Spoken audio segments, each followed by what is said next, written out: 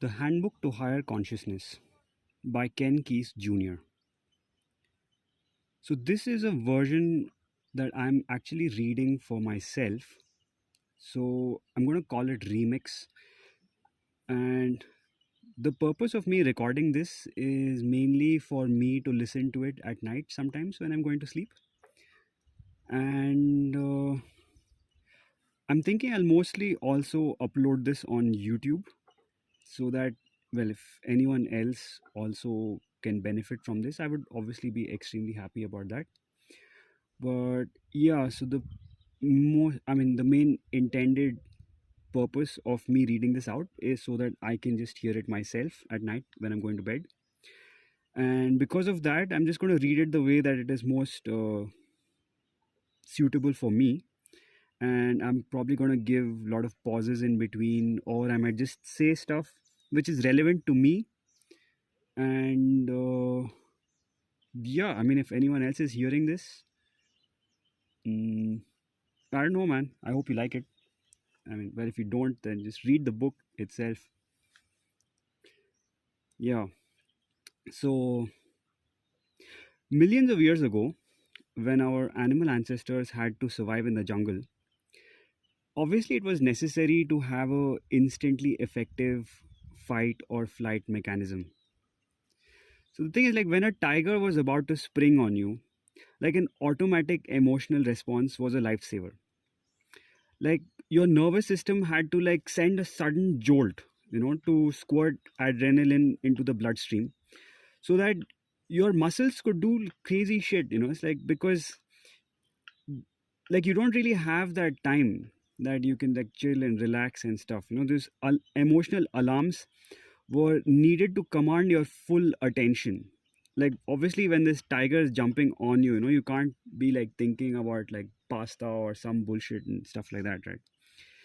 So, as a jungle survival mechanism, our animal ancestors were programmed for automatic duality, automatic feelings of otherness, threat, and paranoia. Survival required instant domination of consciousness to meet the perils of the jungle. Now, it's only been about 10,000 years since our ancestors built the first cities. And as civilizations grew, survival no longer depended on the instant fight or flight of the jungle. Rather, survival and happiness now depend on tuning into the overall situation involving ourselves, the people around us, and the total environment of the here and now. Perceptiveness, wisdom, and oneness are now the ingredients of effective and happy living. But our biocomputers are still programmed for jungle fight or flight, for a fast release of adrenaline into the bloodstream, and for rapid heartbeat, for automatic anger and fear. In our social interactions, our consciousness magnifies molehills and makes them into mountains. And this constant distortion destroys our energy, our insight, and our ability to love. Thus, survival in the jungle meant that we had to be programmed for instant paranoia, instant fear, instant anger, instant perception of duality. Survival in our world today means that we must have instant perceptions of oneness, of love, of compassion with everyone, and understanding of everything around us. When we learn to cut through our paranoid jungle programming, we are on our way to higher consciousness and happiness. Now, evolution is working to remedy this primitive jungle alarm wiring in our brain that tends to hold us on lower consciousness levels. Paranoid, dualistic individuals who cannot love themselves and others tend to get heart trouble, ulcers, and other psychosomatic diseases. They're prone to accidents, and perhaps in another 100,000 years or so, through the ruthless survival of the fittest, humans may have nervous systems that automatically are structured to produce instant insight that facilitate love and oneness. But the thing is, that doesn't help you and me. We need the living love way to show us how to live in higher consciousness as soon as possible, to override our jungle programming so that we can enjoy living here and now. We have escaped from the domination of instincts, which are basically inflexible, unlearned behaviors that guide animals through their daily life situations. Since young human is not provided with a full repository of automatic fixed responses, we are unable to independently cope with life for a number of years after birth.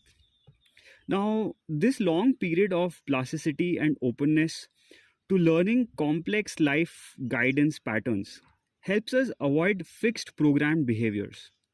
For example, this long nurturing period lets us learn complex language systems, and our flexibility is such that we can learn to communicate in Swahili as easily as in English or basically any other language.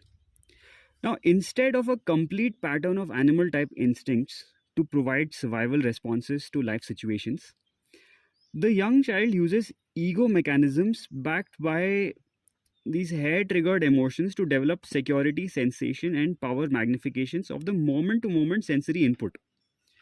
Now, our personal development into fulfilling happy lives, as well as the progression of civilization beyond the dangerous power consciousness, depends on our getting free of our ego backed subject object me them security sensation and power hang-ups.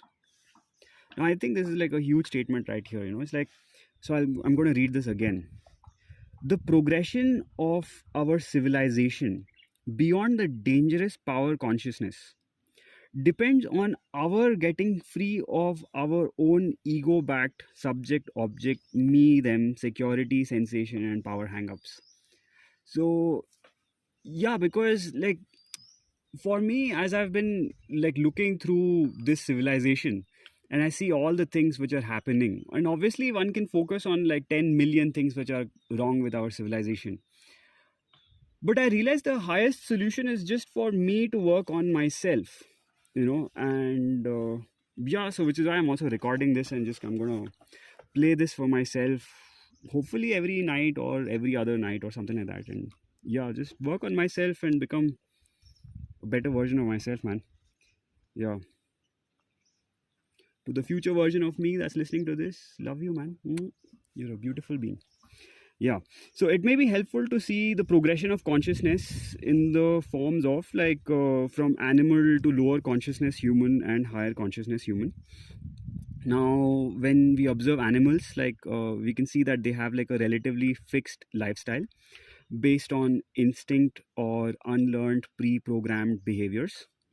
Now from there, like I would say large part of our civilization has progressed to like lower consciousness human, and the characteristics of that are this ego directed subject object emotion backed security sensation and power consciousness, increasingly involving the rational mind, that makes us inflexible and guard us and protect our habitual patterns.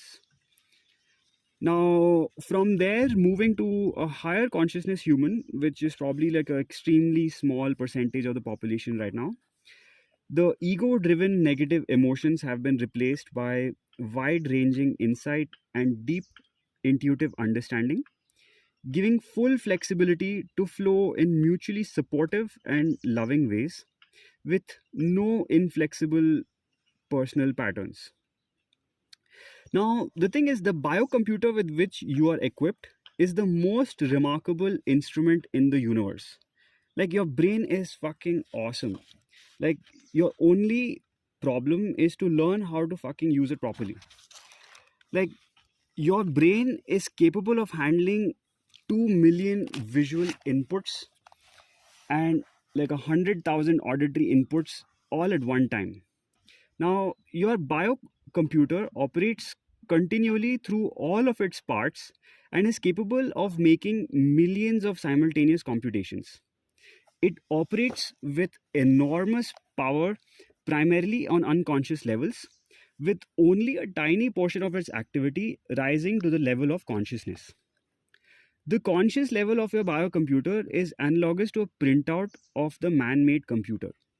Now, your journey into higher consciousness is a matter of you learning how to properly program this most epic biocomputer slash brain that you have been gifted with. When you really learn to operate your exquisite mechanism, you will be able to fully realize your potential for a happy life. Now, a wonderful thing about life is that it is naturally good. Life is set up to work, to produce love, fulfillment, and happiness continually. However, various situations during your first years of life uh, were such that the methods of consciousness which continually generate unhappiness in your life. Yet, every current experience can aid you in your growth towards higher consciousness if you know how to use it. Now, this book will basically explain how you have been creating the experiences that you have. It will show you exactly what you need to be doing to break out of the trap in your mind that are the cause of all the unhappiness that you're experiencing in your life. Now, when you apply the methods of this book, you will be able to turn your life around. The continuous experience of love, serenity, happiness, joy, effectiveness, perceptiveness, and wisdom that you have only in bits and pieces can now be available to you all of the time. You will learn how to experience the world as a friendly, loving place that has been designed to give you everything that you need. You will develop a miraculous quality in your life. Beautiful things will happen so continually that you can no longer ascribe to them as mere coincidence. You will experience that you can create more love, happiness, and serenity than you need for living a thoroughly fulfilled and enjoyable life. While this was certainly not your intention, you will become more aware of how you have been turning yourself off to the energies of the world around you. Your mind has been programmed to process incoming visual, auditory, and other information in ways that continuously alienate and separate you from people. You will realize that you have been unconscious of what you have been doing to yourself. It is as though you have been born with eyes that see only with great distortion, but which give you the illusion of seeing sharply and clearly. This book will help you become aware that the only real problem in your life involves how consciously you can use your mind. And it gives you clear instructions for carrying out this inner work necessary to becoming an energetic, perceptive, and loving being. Living love is a positive cure for all the suffering and unhappiness in your life and that of all humanity. The Living Love Way offers mankind one of the most powerful tools for emerging victorious in the race between higher consciousness and the suffering of atomic annihilation, ecological degradation, prejudice, and like a million different ways in which we separate ourselves from each others. And that's about the forward. See you in the next one.